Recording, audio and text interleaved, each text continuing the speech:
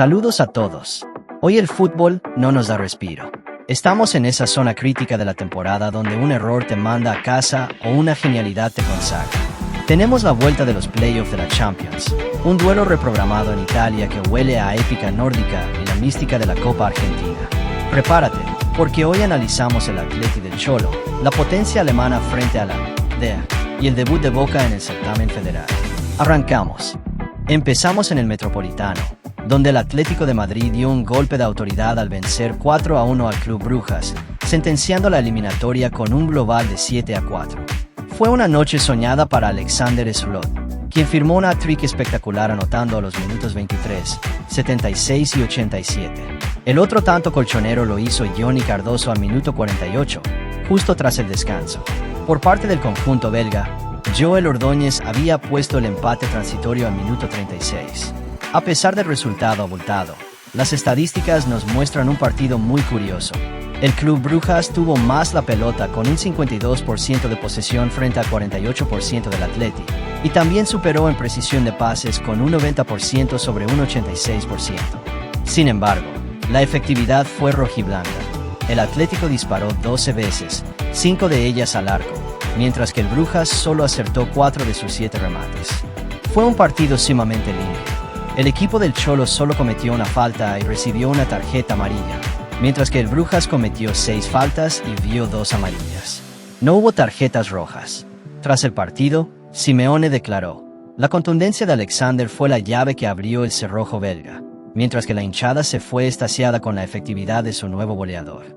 Hoy San Siro fue testigo de una de esas noches donde las estadísticas desafían a la lógica del marcador. El Inter de Milán recibía al Bodo Glimt en el partido de vuelta de los playoffs de la UEFA Champions League, buscando remontar, pero se encontró con un muro noruego inquebrantable.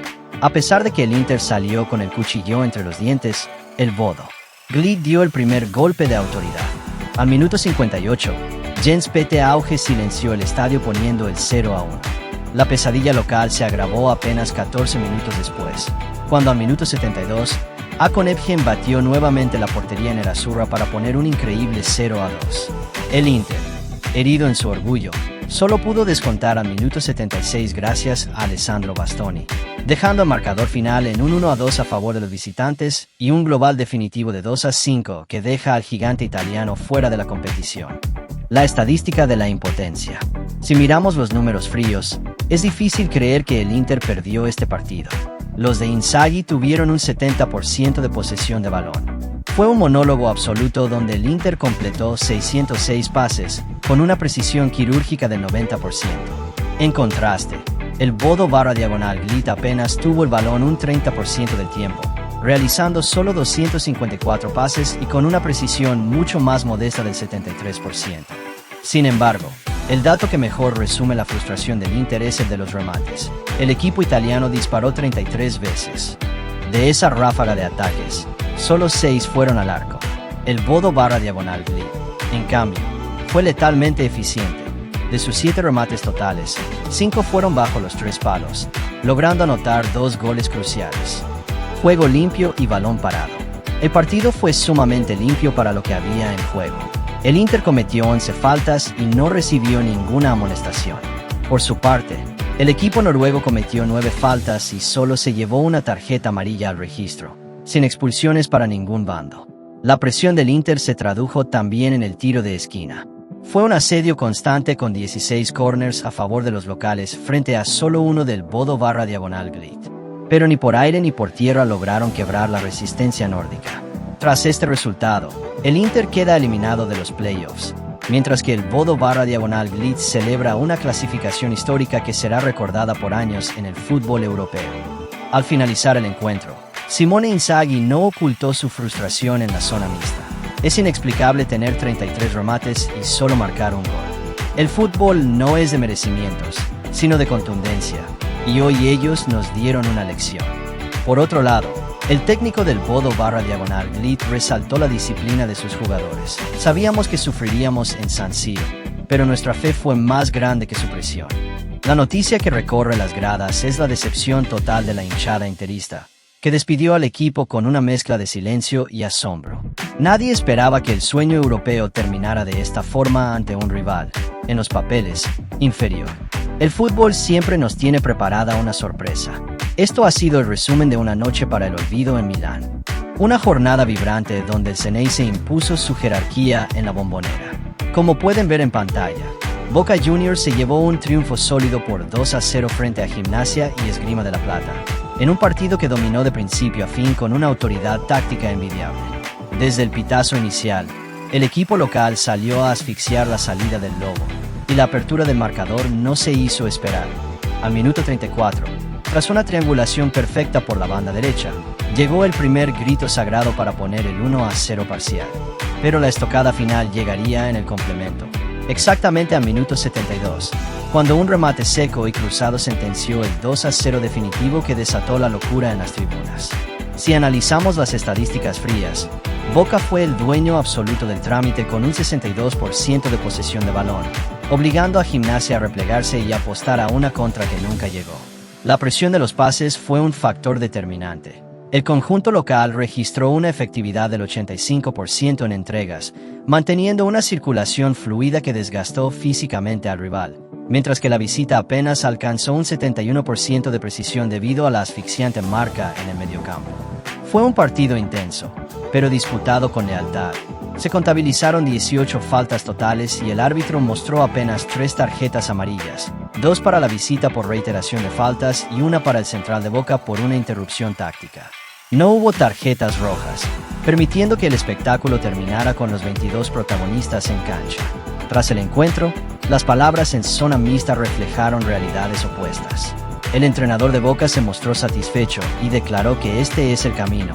La contundencia y el orden defensivo son las bases de este equipo.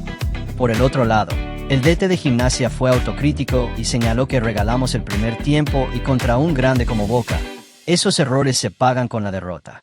Con este resultado, Boca escala posiciones críticas en la tabla, metiéndose de lleno en la zona de clasificación a copas internacionales y quedando a solo 3 puntos del líder, mientras que Gimnasia cae al 12º puesto, necesitando sumar de a 3 en la próxima fecha para no perder el tren. Y como noticia importante que sacudió a la hinchada, se reportó un recibimiento histórico por parte de la 12, quienes desplegaron un mosaico gigante en la tribuna norte en homenaje a las glorias del club, demostrando una vez más por qué la Bombonera es el templo del fútbol mundial. Fue una fiesta completa, donde el resultado y el aliento caminaron de la mano durante los 90 minutos. Boca gana, gusta y se acomoda en lo alto del campeonato. Una noche electrizante en la UEFA Champions League, donde el Real Madrid selló su clasificación con una victoria de 2-1 frente al Benfica. Fue un partido de vuelta de playoff con una intensidad total, que dejó un marcador global de 3-1 a favor de los merengues, asegurando su lugar en la siguiente fase del torneo más importante de Europa. El encuentro comenzó con un balde de agua fría para el Santiago Bernabéu. Apenas a minuto 14, Rafa Silva aprovechó un descuido defensivo para marcar el 1-0 a favor del Benfica, encendiendo las alarmas en Madrid. Pero la mística blanca apareció de inmediato. Solo 2 minutos después, al minuto 16, Aurelien Tchouaméni conectó un remate certero para poner el empate 1-1 y devolverle la calma a la afición local. El partido se mantuvo en una tensión constante hasta que, al minuto 80, apareció la figura de Vinicius Jr. para sentenciar la historia con el 2-1 definitivo, cerrando una noche mágica de fútbol. En el apartado estadístico, el Real Madrid manejó los hilos con un 56% de posesión de balón, mientras que el Benfica, con un 44%, intentó lastimar de contra sin éxito en el tramo final. La precisión de los pases fue la gran diferencia. El Madrid registró un 88% de efectividad en sus entregas frente al 74% del equipo portugués. Fue un duelo sumamente físico, con un total de 24 faltas cometidas. El colegiado tuvo que intervenir con 5 tarjetas amarillas, 3 para el Benfica y 2 para el Madrid, para mantener el orden, aunque afortunadamente no hubo tarjetas rojas. Con este resultado, el Real Madrid se posiciona en lo más alto de la tabla de clasificados, reafirmando su candidatura al título. Al finalizar el choque, el director técnico del Benfica se mostró autocrítico, declarando que perder la ventaja tan rápido tras el primer gol nos quitó la confianza necesaria para la hazaña. Por el lado de la hinchada, la noticia más importante fue la confirmación de que el jugador sancionado del Benfica finalmente no jugó, cumpliendo con la suspensión que mermó el ataque de las Águilas. Los fanáticos merengues celebraron en grande, mientras que los visitantes, a pesar de la derrota, despidieron a su equipo con orgullo tras haberle plantado cara al gigante europeo. El Madrid avanza y el sueño de la decimosexta sigue más vivo que nunca. Una noche de pura supervivencia en el Parque de los Príncipes. El Paris Saint-Germain ha sellado su pasaporte a los octavos de final de la Champions League tras un empate 2-2 frente a las Mónaco. Gracias a la victoria en la ida, el conjunto de Luis Enrique avanza con un marcador global de 5-4, en una eliminatoria que nos tuvo al borde del asiento hasta el último segundo. El partido fue una montaña rusa de emociones. El Mónaco salió a morder y encontró premio justo antes del descanso, al minuto 45, cuando Magnus Akliouche silenció el estadio con el 1-0. Sin embargo, el destino del encuentro cambió al minuto 58 con la expulsión de Mamadou Koulibaly, quien dejó al conjunto del Principado con 10 hombres. El PSG olió la sangre y remontó rápidamente. Primero apareció el capitán Marquinhos al minuto 60 para el empate, y apenas 6 minutos después, al 66, Khvicha Kvaratskhelia desató la locura con el 2-1 que parecía definitivo. Ya en el tiempo añadido, a 90+1, Jordan Tese puso el 2-2 final, un gol de orgullo que no alcanzó para cambiar la historia. Si revisamos las estadísticas, el dominio parisino fue abrumador tras la roja. El PSG tuvo un 68% de posesión frente al 32% del Mónaco. La precisión en los pases del local fue de un altísimo 93%, completando 684 entregas, mientras que el Mónaco resistió con un 81% de efectividad. Fue un duelo de mucho roce. Se registraron 20 faltas totales. El árbitro mostró 5 tarjetas amarillas, 4 para el Mónaco y 1 para el PSG. Por supuesto, la tarjeta roja a Koulibaly que terminó siendo el factor determinante de la noche. Con este resultado, el PSG se mete entre los 16 mejores de Europa, mientras que el Mónaco se despide con la frente en alto. Tras el pitazo final, los entrenadores dejaron sus impresiones.